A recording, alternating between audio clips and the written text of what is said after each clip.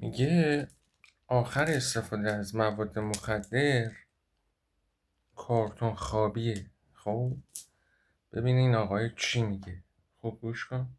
از دوستان خواهش میکنم داداش من اگه تیلیادر باشی، دکتر باشی، مهندس باشی، دنیا از تو باشه، رو به مواد بری آخرش میشی کارتون خواب. که من بنده ماشین داشتم، خونه داشتم، همه فکر نمیکردم اصلا کارتون خواب بشم.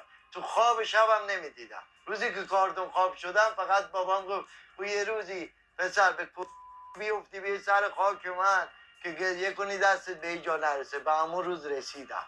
دنبال مواد بری اگر نصف این شهر از تو باشه آخرش هم کارتون خوابت میکنه. مخصوصا اگه پدر مادرت فوت کنن که برن کنار، چون پشت کسی نده. شاید پدر دلش بسوزه حمایتت کنه تایمی نذاره نابود بشی، ولی اونا که برن خود به خود نابود میشی.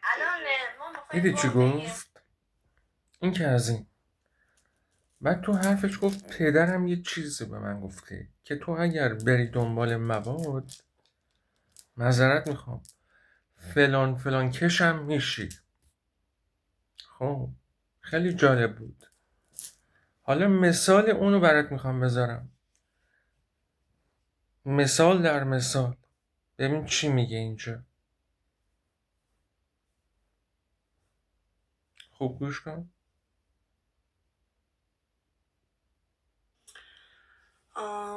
من میخوام از اون شروع کنم که بگم توی سالای اوج مثلا نوجوانیمو، چه من حدودای 14-15 سالگیم و اینا، از 7-8 سالگیم تا مثلا 14-15 سالگی من فقط یه تصویر، یه صحنه جلو چشم بود. فقط چشامو که وام کردم همون یه چیزو میدیدم دیگه، و اونم این بود که من توی اتاقی بودم، دیوار به دیوار من مادرم بود و داشت با یه مردی سکس میکرد و رابطه داشت که اون مرده بابام نبود. تصویر اون آدم، تصویر اون مرده و صداهای مامانم هیچ وقت دیگه از جلو چشم من کنار نرفت. الان میگم یه چیزای گنگی هست، انقدر که دردای خودم دیگه اومد روش و اینا، یه چیزای گنگی هست، ولی اون موقع واقعا خیلی اذیتم کرد.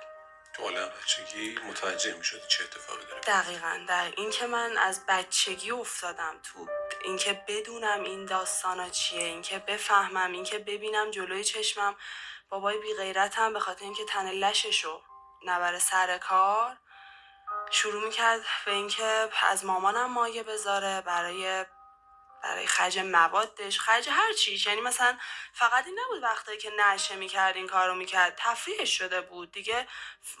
واسه هر پولی، مثلا واسه هر خرجی این کارو انجامش میداد.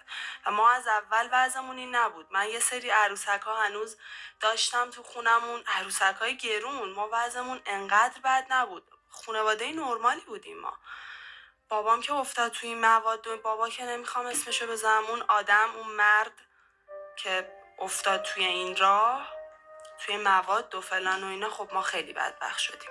از اول بس فقیر نبودیم؟ نه نمیگم پولدار بودیم، ما دستمون به دهنمون میرسید. حداقل مامانم مجبور نبود که به خاطر چه میدونم خرج مواد بابام، به خاطر یه پول خیلی ناچیز جلوی چشم بابام بره با یه مرد دیگه بخواد.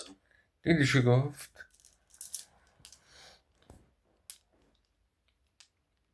کلیپ قبلی پدر اون آقای بهش گفته بوده که حالا همون کارتون خوابه، گفته بوده اگه بری دنبال مواد تو به فلان فلان کشی هم میفتی. اون پدری به پسره گفته بوده. حالا این کلیپ دومی که برات گذاشتم اونو ثابت کرد. خیلی عجیبه. اون پدره چه خردی داشته. به پسرش گفته بوده اگه بری دنبال مواد به فلان فلان کشی میفتی و کارتون خوابی. خب حالا این مثال اون حرفی بود که پدره گفته بود که این پدر این خانوم به خاطر مواد همسرش رو یا مادر این خانومه رو میفروخته یا حتی